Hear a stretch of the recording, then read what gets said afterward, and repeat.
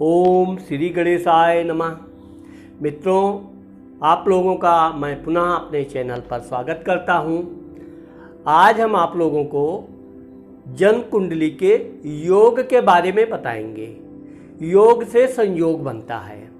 जैसे कि जन्म कुंडली के 12 घर होते हैं, उसमें कभी कभी क्या होता है कि ज्योतिष लोग ये बोलते हैं कि ये कुंडली में ये ग्रह खराब होने से ये नुकसान हो सकता है, इसमें ये खराब होने से ये नुकसान हो सकता है। फिर भी कुंडली में कुछ ऐसी चीज़ें होती हैं जो आपको नुकसान से बचाती भी हैं और भविष्य में आप उनको बहुत आगे ले जाते हैं। अब जैसे हम आपको दिखाना चाहते हैं कि ये जन्म कुंडली है, इसमें 12 भाव होते हैं। इस 12 भाव में ग्रह अपने अलग अलग घरों में बैठे होते हैं। तो जिस घर में ग्रह अपने किसी 2 ग्रह के साथ बैठते हैं, योग का है। अकेले कोई ग्रह अपना कोई योग नहीं बनाता है। योग बनाने के लिए ये जरूरी है कि 2 ग्रह एक साथ में हों। अब जैसे आप 2 मित्र हैं तो आप कैसे अनुमान लगाएंगे कि आप दोनों मित्र किसी काम के लिए जा रहे हैं, उसमें सफलता मिलेगी कि नहीं मिलेगी। ठीक इसी प्रकार यहाँ पर भी ये ग्रहों की युति जब तक होगी तभी वो ग्रह संयोग बनता है। अब जैसे कि हम आपको पहले कुछ अच्छे ग्रहों के बारे में बताएंगे कि कुछ अच्छे ग्रहों के कारण अच्छे योग बनते हैं, और बुरे ग्रहों का भी हम आपको बताएंगे। अच्छे ग्रह में जैसे कि गज केसरी योग बहुत प्रसिद्ध है। गज माने हाथी होती है, केसरी माने राजा होता है। गज केसरी योग। अब गज केसरी योग कैसे बनता है? जिसके जन्म कुंडली में केंद्र में चंद्रमा और गुरु कहीं भी केंद्र में, केंद्र का घर कौन सा होता है? पहला घर, चौथा घर, 7वां घर और 10वां घर। इसमें कहीं भी गुरु और चंद्रमा एक साथ बैठे हैं या केंद्र में कहीं भी गुरु और चंद्र बैठे हैं तो गज केसरी योग बनता है। गज केसरी योग को हम राजयोग मानते हैं। कारण क्या है? गज केसरी योग ही एक ऐसा योग है कि ये सुख में बहुत सुख देता है और दुख में भी बहुत कठिनाइयाँ देता है।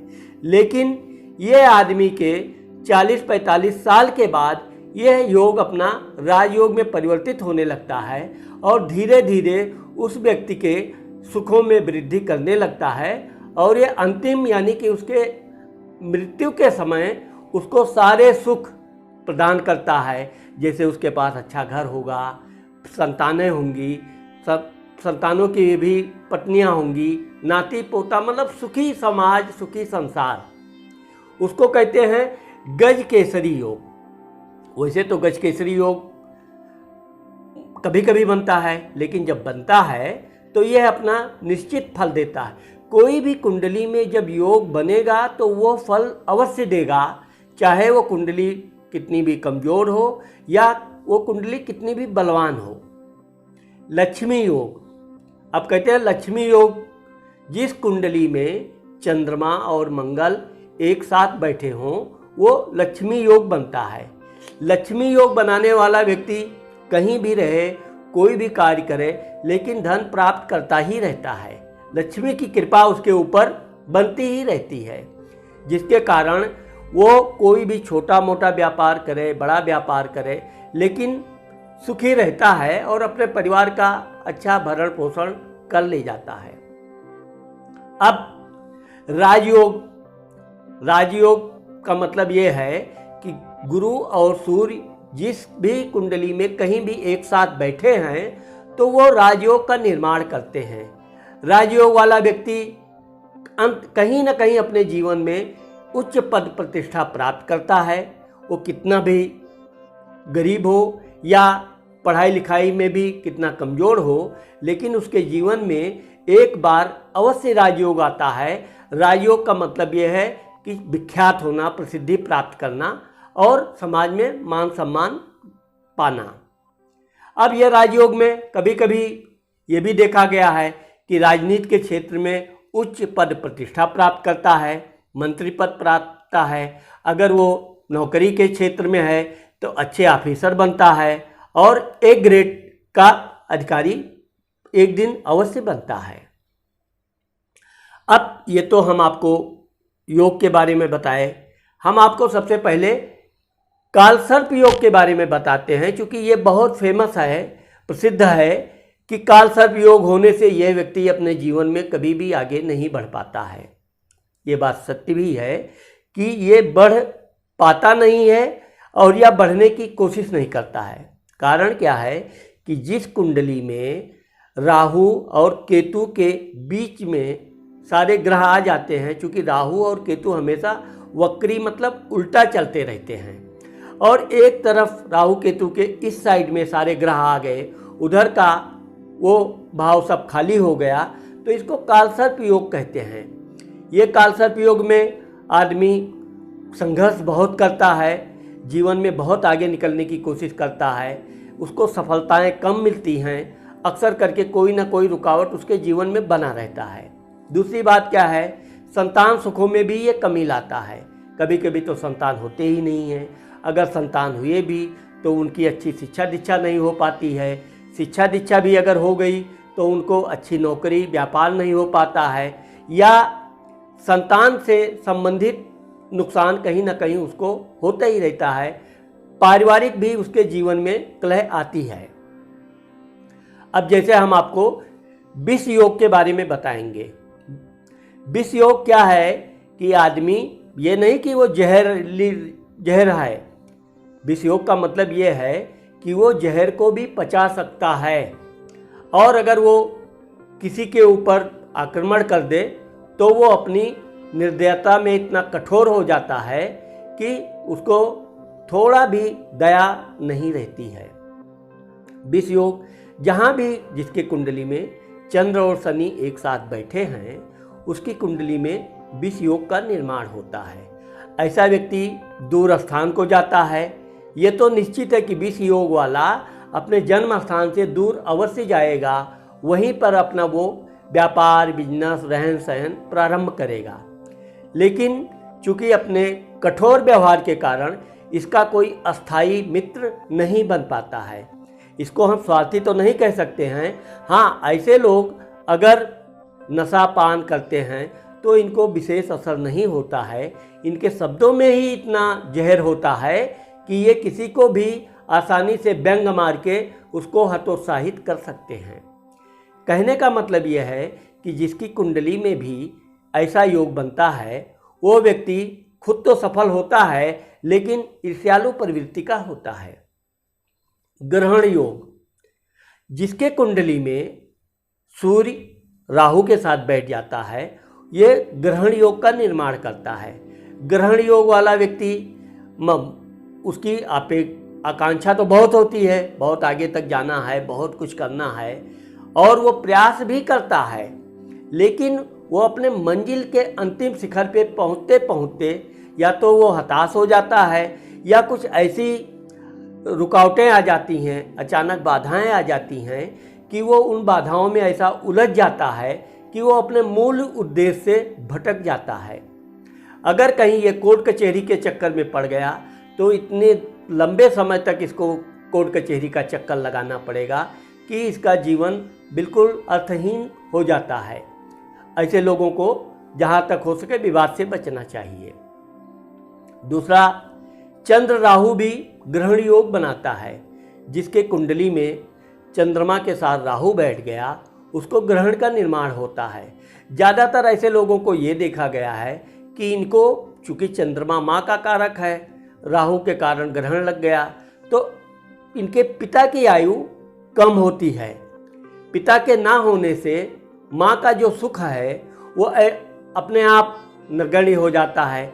वो बहुत धनी भी क्यों ना हो, उसके पास संपत्ति बहुत हो, लेकिन उसकी माँ को जो उसके पति का सुख ना मिलने के कारण ये जो चंद्र राहु का ग्रहण निर्माण करता है, ये निश्चित तौर पे माँ तो जीवित रहती है, लंबी आयु भी भोग करती है, लेकिन उसके पति का यानी कि इस व्यक्ति के पिता के सुखों में कहीं ना कहीं वो कमी आ ही जाती है।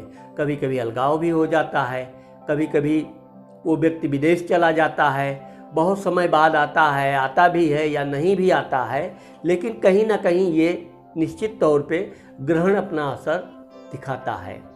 इसलिए ऐसे लोगों को भगवान शंकर की सेवा करनी चाहिए, उनकी पूजा करनी चाहिए। उनका जितना अधिक आप पूजा पाठ करेंगे उतना इस दोष से आप मुक्त रहेंगे। अंगारक योग। अंगारक योग दो प्रकार का बनता है। एक तो क्या है, मंगल और राहु जिसका एक साथ बैठ जाता है उसका अंगारक योग होता है। अंगारक योग वाला व्यक्ति बहुत ही जिद्दी स्वभाव का होता है और हमेशा अपनी ही मनमानी करता है।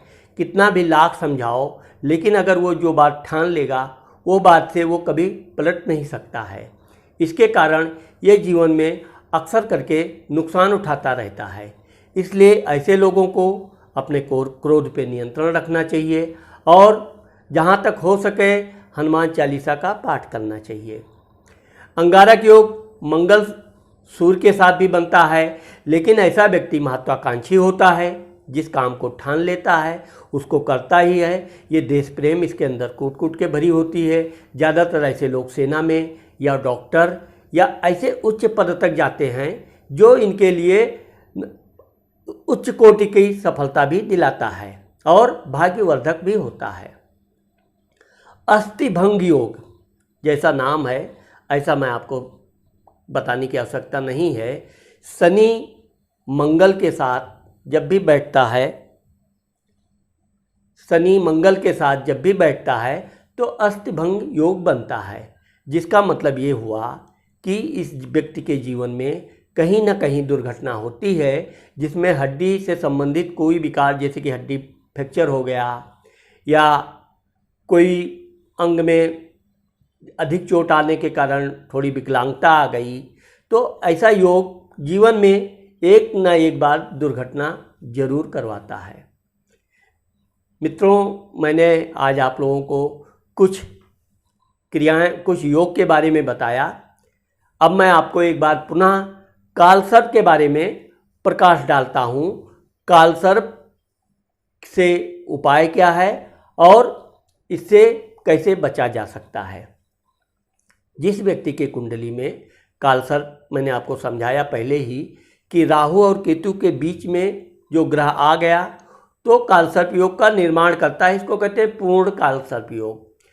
यदि 6, 8, 12 में राहु या केतु बैठ जाए और उसके बाद अगर कालसर्प योग बनता है तो ऐसे व्यक्ति का जीवन बहुत कष्टमय होता है। इसके अलावा अगर राहु केतु से कोई एक ग्रह बाहर हो गया तो उसको अर्धकालसर्प योग कहते हैं।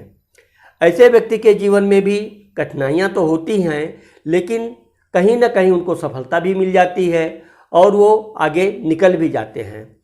कालसर्प योग का सबसे उत्तम उपाय क्या है, आप कहीं भी शंकर जी के मंदिर में, जहाँ की शिवलिंग, अगर वो शिवलिंग 12 शिवलिंगों में से संबंधित है तो वहाँ पर आप पूजा पाठ करके, उनका अभिषेक करके आप अपने कालसर्प के दुखों से मुक्ति पा सकते हैं।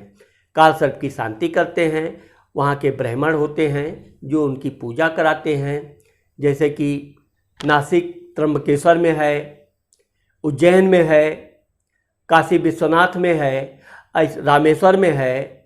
तो ऐसे हर जगह भगवान शिव के ही मंदिर में इनकी पूजा होती है और उसके बाद कालसर्प की शांति होने के बाद जीवन में वो व्यक्ति की जो रुकावटें हैं, तकलीफ़ें हैं, वो समाप्त हो जाती हैं और वो सुखी भी रहता है और आगे चलकर उसका परिवार भी सुखमय व्यतीत करता है।